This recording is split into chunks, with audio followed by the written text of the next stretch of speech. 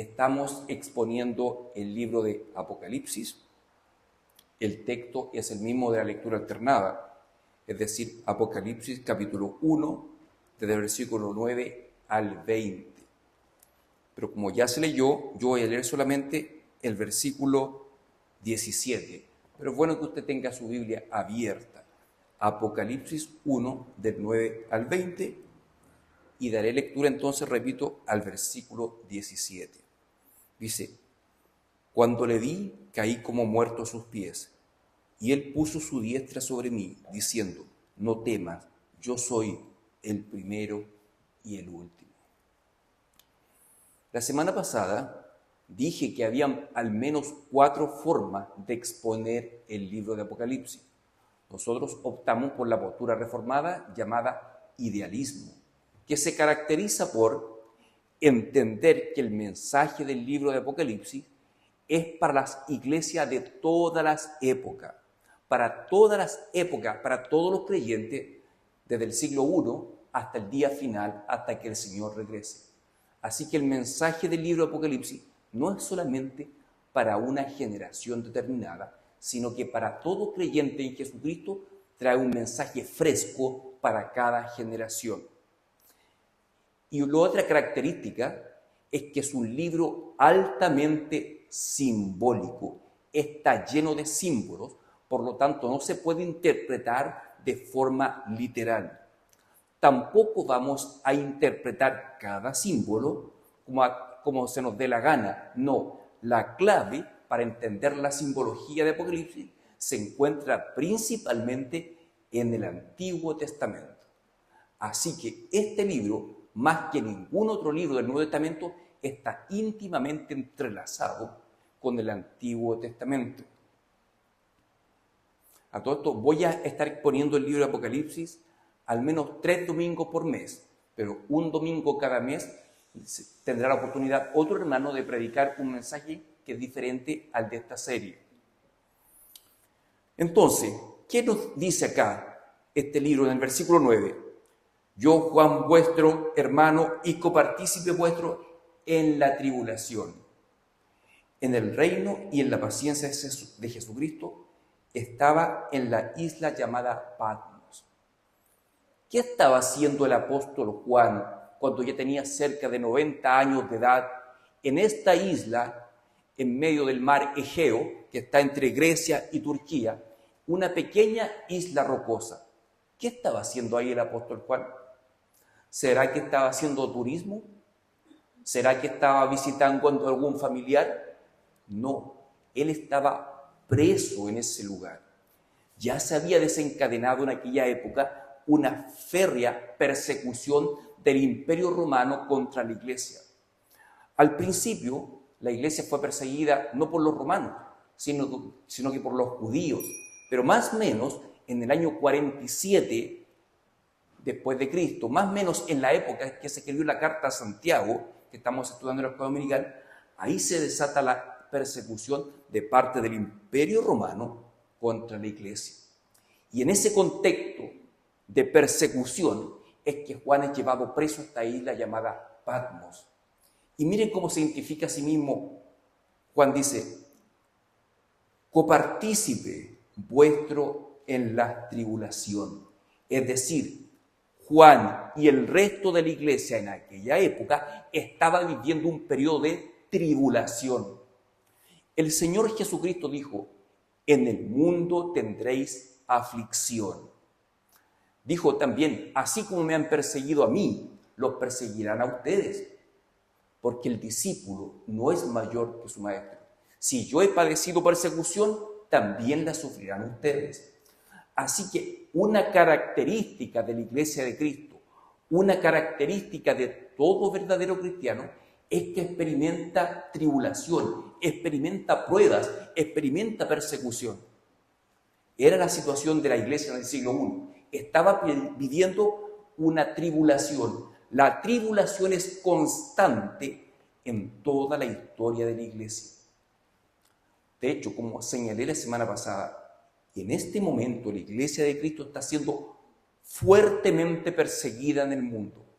Es verdad que hay zonas geográficas donde la persecución es más terrible.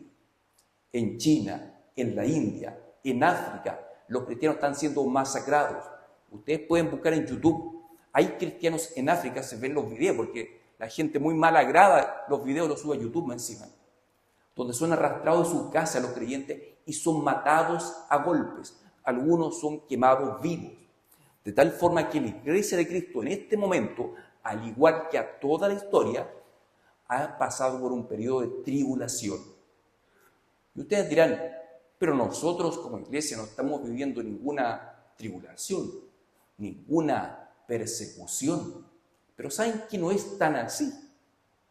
Hay una fuerte persecución ideológica hacia la Iglesia de Cristo en Occidente, incluso en nuestro país.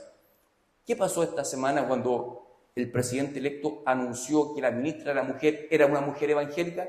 ¿Cuál fue la reacción? Algunas diputadas dijeron, es una vergüenza que una evangélica sea ministra de la mujer. Otra diputada dijo, es una burla para las mujeres de este país que una mujer evangélica sea ministra. O sea, ¿hay o no hay una persecución en nuestro país, una persecución ideológica? Claro que sí. Esa mujer, esa hermana no está siendo criticada por su desempeño ni por sus capacidades, sino que porque es evangélica. Así que hay persecución a la Iglesia de Cristo en todo el mundo. Y si tú, hermano, eres un verdadero creyente, te va a pasar eso. Si tú no experimentas ningún tipo de persecución en la vida, tienes que poner en duda tu auténtica conversión. Porque todo cristiano verdadero en algún momento de la vida experimenta esta persecución, aunque sea una persecución ideológica, por lo que tú piensas, porque se contrapone contra lo que el mundo piensa. Por ejemplo, esta mujer que va a ser ministra claramente ha mostrado su postura contraria al aborto, lo cual es muy cristiano, oponerse al aborto, y por eso se le ataca, por eso se le persigue. Si tú públicamente, en medio de una reunión en el trabajo, dices, yo me opongo al aborto porque soy cristiana, te vas a llevar persecución. Va a haber persecución por causa de defender tus valores cristianos. Y esto es común en toda la época de la Iglesia cristiana. No solamente ahora, no solamente en el pasado, sino que también en el futuro va a haber mucha persecución a la Iglesia de Cristo. Entonces, Juan se identifica con los hermanos que están en tribulación. Y seguimos avanzando, versículo 2 dice, yo estaba en el Espíritu. Aquí ya comienza a ver las equivalencias con el Antiguo Testamento. Ezequiel tuvo una visión que dice el texto en el Espíritu. Isaías, capítulo 6, cuando Isaías ve una visión en el templo, ve a Dios sentado en el templo, él estaba también en el Espíritu. De tal forma que estas visiones que tiene Juan no son visiones físicas en el mundo material, sino que son espirituales. Por lo tanto, tienen que ser interpretadas de forma espiritual. Dice, estaba en el Espíritu en el día del Señor. ¿A qué se refiere esta expresión en el día del Señor? Bueno, cuando uno quiere entender algo profundo en las Escrituras, tiene que ir a la lengua original, al griego. La traducción que se tradujo como día del Señor en griego es Kyrios Kos. Kyrios Kos. Kyrios es Señor, Kos tiene que ver con día. La primera traducción que se hizo de la Escritura desde el griego a otro idioma fue al latín, en el siglo II. El latín era la lengua del Imperio Romano, que era el imperio que gobernaba la mayor parte del mundo conocido de esa época. ¿Y cómo esta expresión Kyrios Kos se tradujo al latín? Se tradujo de la siguiente forma. Dominus, que es Señor, Kyrios pasa Dominus, y el Kos se mantiene tal cual. Kos solamente mudó una letra Cus, quedó Dominus Cus. Así que la expresión Día del Señor en latín es Dominus Cus. Y a través de los siglos, con el uso de la expresión Dominus Cus, las dos palabras se fusionaron en una sola. Y en latín quedó como Dominicus. Adivinen cómo se traduce la palabra Dominicus al español, del latín al español. Dominicus es domingo, Dominicus es domingo. Por lo tanto, cuando dice que estaba en el día del Señor, ¿qué día de la semana era? El día domingo, el primer día de la semana. Recuerden de que el Cristo resucita el primer día de la semana. Y para celebrar la resurrección de Cristo, los creyentes comenzaban a hacer sus reuniones, sus cultos, el primer día de la semana. Eso está registrado en los evangelios y en las cartas de Pablo. Así que cuando dice, estaba yo en el Espíritu en el día del Señor, está diciendo, estaba yo en el Espíritu el primer día de la semana, o dicho de otra forma, estaba en el Espíritu el domingo. Eso es lo que está informando acá el apóstol Juan. Más abajo, el versículo dice, él tuvo la visión que decía, yo soy el alfa y el omega, el primero y el último. Recuerden, esto lo explicamos la semana pasada. En aquella época era común utilizar la expresión de alfa a omega, que indicaba eternidad. Cuando el Señor Jesucristo dice, yo soy el alfa y el omega, está diciendo, yo soy eterno. El Señor Jesucristo no tiene principio, no tiene fin, es eterno, al igual que su Padre, al igual que el Espíritu Santo. Bueno, alfa es la primera letra del alfabeto griego y la omega es la última, pero es la expresión popular que se ocupaba en esa época para indicar eternidad. El primero y el último. Escribe un libro lo que ves y envíalo a las 7 iglesias. Recuerdan, la semana pasada explicamos también que en las Escrituras, a través de todas las Escrituras, el número 7 significa plenitud. Por ejemplo, cuando los judíos le preguntan al Señor Jesús, ¿cuántas veces tengo que perdonar al que me ofende? ¿Acaso hay que perdonarlo 7 veces? Y el Señor le responde, no 7 veces, sino que 70 veces 7. Claro, 70 veces 7 son 490. ¿Será que hay que interpretar literalmente lo que decía Jesús, que hay que perdonar solamente 490 veces? ¿O hay que entender la simbología de esa expresión, 70 veces 7? Por allá va. Hay que entender que el 7 indica plenitud. Por lo tanto, cuando el Señor dice 70 veces 7, tiene que decir que nuestro perdón tiene que ser completo y todas las veces que sea necesario. Por lo tanto, la expresión 7 iglesias, si bien es cierto, se refiere a 7 iglesias literales que existían en esa época en el Asia Menor, en la actual Turquía. Ya ninguna de esas 7 iglesias existe. No obstante, también tiene implícita una simbología esta expresión 7 iglesias. ¿Por qué no dice 5 iglesias, o 4 iglesias, o 10 iglesias, si ciertamente había mucho más de 7 iglesias en aquella época, en aquel lugar? ¿Por qué dice 7 iglesias? ¿Por qué el mensaje de este libro va a esas 7 iglesias? Recuerden que la expresión 7 significa plenitud, todos. Es decir, el mensaje de este libro va para todas las iglesias de todas las épocas, va para la plenitud de la iglesia, para todos los creyentes a través de la historia. Por eso es que aparece la expresión 7 iglesias. Reitero, esto no significa que no había 7 iglesias literales, sí existían, pero había más también. ¿Pero por qué el Espíritu Santo usa la expresión 7 iglesias? Para indicar que este mensaje va para toda la iglesia de Cristo. Luego en el versículo 12 aparece cuando dice, y me volví para ver la voz que hablaba conmigo, y vuelto vi 7 candeleros de oro. Los candeleros eran un artefacto que habían dentro del templo judío. Y recuerden, identificó la iglesia con el número 7 con plenitud, y ahora nuevamente el número 7 en relación a los candeleros, es decir, está relacionando a la iglesia con el templo judío. Porque la presencia de Dios en los tiempos del Antiguo Testamento estaba en el templo. Más, hoy en día, ¿cuál es el templo de Dios? ¿Dios mora en algún templo físico hoy en día? No. El apóstol Pablo dice que nosotros, los creyentes, la iglesia de Cristo, somos el templo de Dios, somos el templo del Espíritu Santo. Así que simbólicamente la expresión 7 candelabros apunta también a la iglesia de Cristo, al templo de Dios. Entonces Juan ve al Señor Jesucristo en esta visión gloriosa y queda aterrado porque ve cosas impactantes. Dice. Y en medio de los 7 candelabros un mensaje auro semejante al Hijo del Hombre. La expresión Hijo de Hombre que vemos habitualmente en los evangelios, muchos han pensado que apunta a la humanidad de Cristo. La verdad que no, es todo lo contrario, apunta a la divinidad de Cristo, porque la expresión Hijo de Hombre es extraída del libro del profeta Daniel. De ahí se basan los evangelistas para referirse al Señor Jesucristo como Hijo de Hombre. Daniel en su visión dice que vio uno como Hijo de Hombre y lo describe como un ser celestial.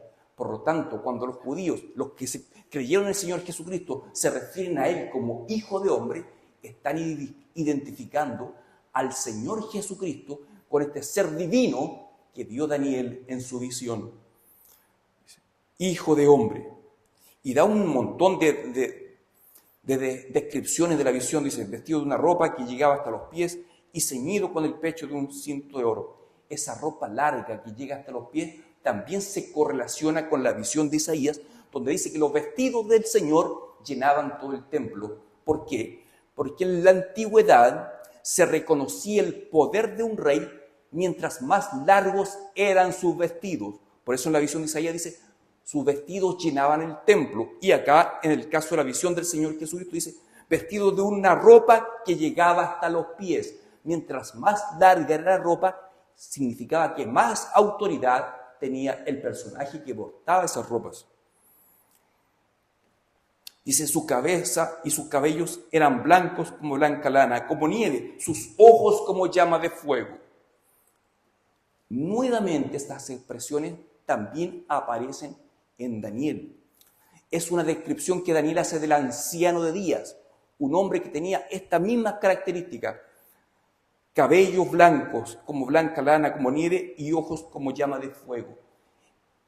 El color blanco, si bien es cierto, simboliza pureza, también significa autoridad.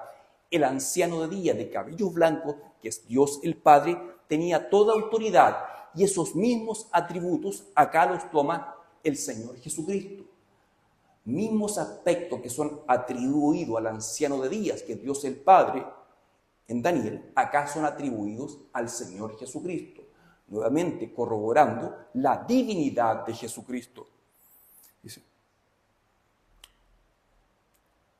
y sus ojos como llama de fuego. Estos indican el juicio que trae el Señor. El Señor viene en su segunda venida, viene en un juicio, viene a juzgar a la humanidad, a todos, no solamente a los que estén vivos en aquel momento, sino que todos tendremos que comparecer ante el tribunal de Cristo. Todos los hombres que han pisado la tierra alguna vez tendrán que comparecer ante el Señor. Por eso Él viene, sus ojos como llama de fuego, viene a juzgar. Y luego sigue hablando de los pies bruñidos como bronce. O sea, una visión como esta es impactante para cualquier ser humano. Dios ya había dicho a Moisés, ningún hombre me verá y vivirá. Cuando le dijo a Moisés, sube a esta montaña, pero marca un vallado para que el pueblo no venga acá, porque si ellos me ven, van a morir. Ningún hombre puede verme y vivir, dice Dios, le dice a Moisés. Por eso estaba tan presente en la mente de Isaías, que cuando tiene la visión y ve a Dios, él dice que él cayó como muerto, pensó que iba a morir. Ahora, ¿a quién vio Isaías sentado? Vio al Señor Jesucristo preencarnado, a la segunda persona de la Trinidad. Si hubiese visto al Padre, habría literalmente muerto. Pero la presencia de Dios, que es tan temible, se hace apacible para nosotros por medio de la persona de Jesucristo. Por eso acá, al ver al Señor Jesucristo exaltado, por estas descripciones tan grandilocuentes que ve Juan, dice el versículo 17, caí como muerto. Al igual que Isaías, Juan cuando ve a Jesucristo exaltado, cae como muerto. Y de la misma forma, cuando Daniel vio esta visión del anciano de días y del Hijo del Hombre, también cayó como muerto. Y ahí Dios envió un ángel a darle ánimo, Acá el Señor Jesucristo de forma directa le habla a Juan. Le dice, no temas, yo soy el primero y el último, el que vivo y estuve muerto, mas he aquí que vivo por los siglos.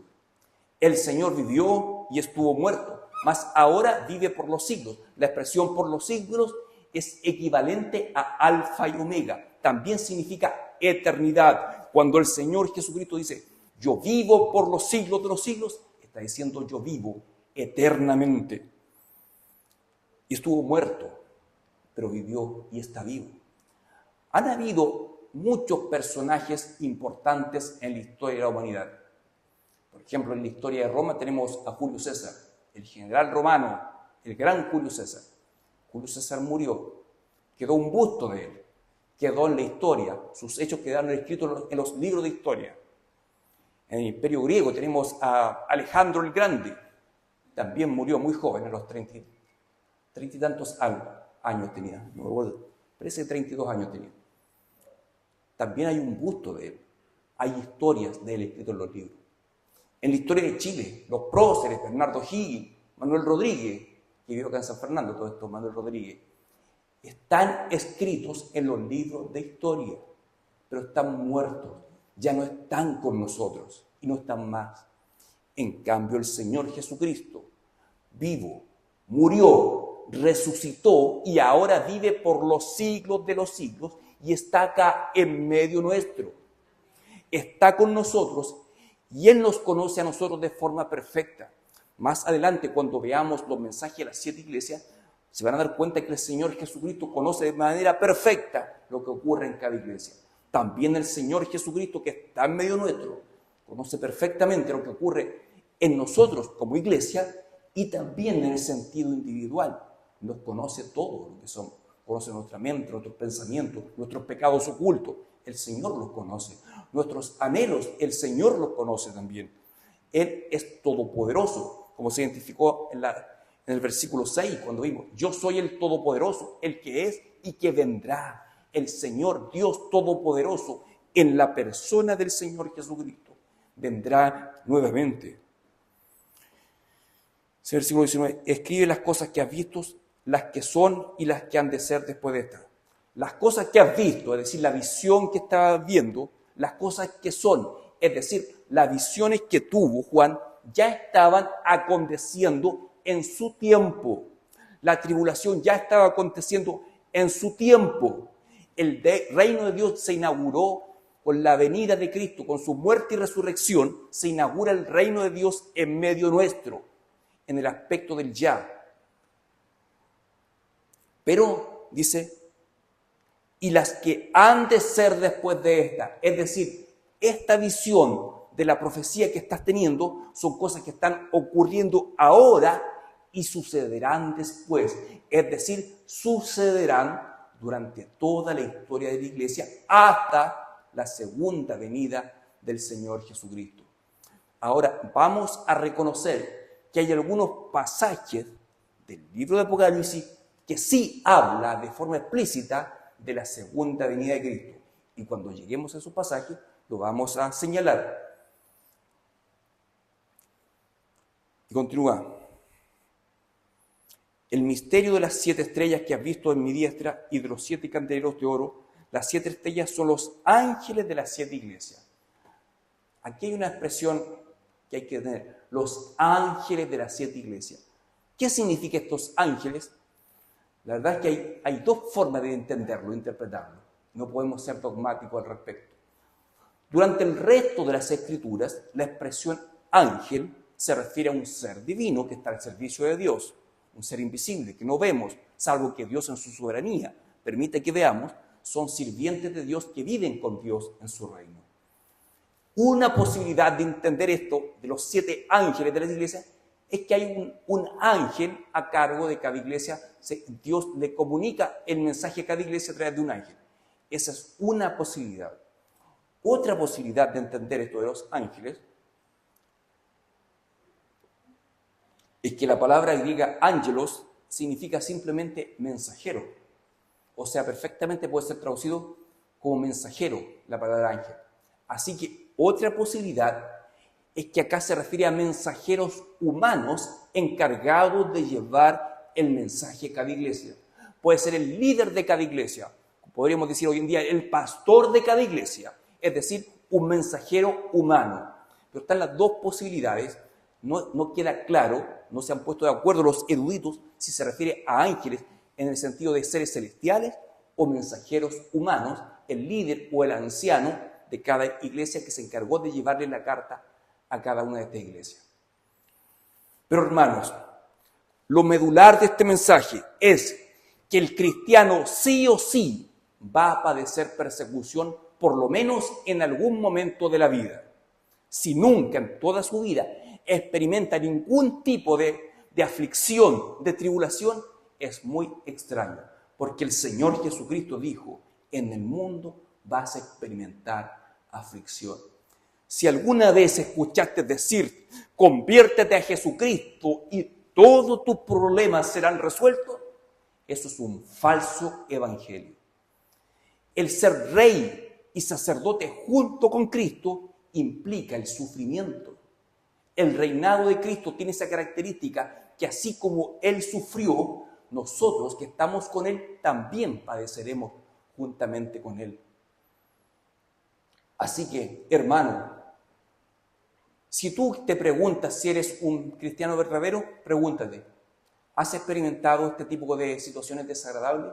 ¿Que te has sentido discriminado, ofendido por ser cristiano? Eso es común para el cristiano. Si nunca te ha ocurrido y si eres cristiano verdadero, te va a ocurrir. Porque el Señor lo prometió, en el mundo tendréis aflicción. Y esto va a ocurrir en toda la historia. En este momento hay persecuciones terribles, como señalé, en otros continentes. A nosotros no nos pasa eso por ahora, no lo sabemos qué va a acontecer a futuro. Pero a medida que vamos leyendo el libro de Apocalipsis, más una serie de estudios, tiempos del fin, que pretendo comenzar en la escuela dominical probablemente a fines de marzo, vamos a ver que esta persecución todo indica que se va a intensificar a medida que se acerca la segunda venida del Señor Jesucristo. Así que no nos sorprendamos cuando aparecen estas frases en la tele en contra de una persona por ser cristiana, por ser evangélica. Eso va a seguir ocurriendo a medida que se acerca la segunda venida del Señor Jesucristo. Y por otro lado, Juan quedó impactado. ¿Quién no va a quedar impactado y muerto de miedo al ver un ser que habla con voz de trompeta, con multitud de aguas, que tiene ojos como llama de fuego, que tiene una espada en la boca? ¿Quién no va a tener miedo ante una visión así? Claro que es así, es temible. Pero el Señor se acerca a Juan y lo consuela. No temas, yo soy, le dice. La expresión yo soy se usa por primera vez en las Escrituras cuando Moisés le pregunta a Dios, dime cuál es tu nombre. Y tú le dices, yo soy el que soy. Es decir, Dios el Padre se identifica a sí mismo con esta frase, yo soy el que soy. Y acá el Señor Jesucristo también, para referirse a sí mismo, dice, yo soy el alfa y el omega, yo soy el primero y el último. Así que la expresión, lo que la palabra que la Reina Valera 60 traduce como Jehová en el Antiguo Testamento, una traducción literal al español sería yo soy. Yo soy. Yo soy es el nombre propio de Dios. Entonces, si nosotros nos tocase vivir la segunda venida de Cristo y vemos a Cristo venir con todo su poder, pregúntate, ¿para ti esa visión va a ser terrible? ¿Va a ser algo que te haga sentirte como muerto? ¿O te va a hacer sentir gozo sabiendo que tu Salvador viene por ti? Pregúntate, si tú has arreglado cuentas con Dios, va a ser un momento de gozo y de alegría y de consuelo ver al Señor venir. Mas si tú no has puesto a cuentas tu vida con Dios, esa visión va a ser terrible, porque el Señor viene a juzgar. Viene con una espada aguda en su boca, es decir, viene a juzgar, viene con ojos con llama de fuego, viene a quemar, a destruir la maldad de toda la humanidad que está alejada de Él, que le ha dado la espalda. Así que Primera lección, si tú eres cristiano verdadero, vas a experimentar cierta persecución. Y segundo, cuando veas al Señor venir, ¿va a ser terrible para ti la visión o va a ser una experiencia de gozo, de consuelo, de alegría? Todo depende si tú estás en Cristo o no. Si tú estás en Cristo, va a ser una experiencia gozosa. Para el que no esté en Cristo, es decir, para aquel que no ha rendido su vida a Jesucristo, va a ser una experiencia traumática. Y ahí no va a haber nadie para consolarte. Juan fue consolado por el Señor Jesús. Pero para las personas que no estén en Cristo, aquel día no va a haber quien les consuele. Así que es tiempo ahora de ponerse a cuentas con Dios. El Señor Jesucristo, nuestro Dios poderoso, uno lo ve en estas descripciones como un ser tan impactante, tan poderoso, y pensar que con ese mismo ser que es Dios Todopoderoso, tú tienes la posibilidad de tener comunión, de hablar con Él en los tiempos de oración. Es algo maravilloso. Así que después que tiene esta visión Juan, ahí le entrega el Señor Jesús un mensaje específico para estas 7 iglesias. Pero eso lo veremos en el próximo sermón de esta serie. Ahora te invito a orar, hermano. Señor Dios Todopoderoso, tú eres el yo soy, eres el Dios eterno. Señor, ayúdanos a tomar peso estas palabras, Señor. No estamos ante cualquier Dios, estamos ante el único Dios todopoderoso, lleno de poder y lleno de gloria.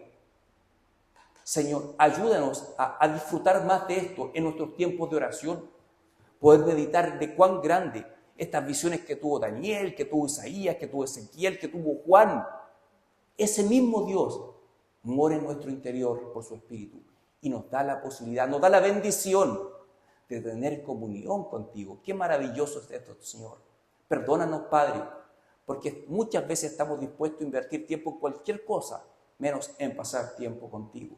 Perdónanos, Padre, y ayúdanos a pasar más tiempo con este Dios maravilloso. Te lo pido, Padre, en el nombre de nuestro Señor Jesucristo. Amén.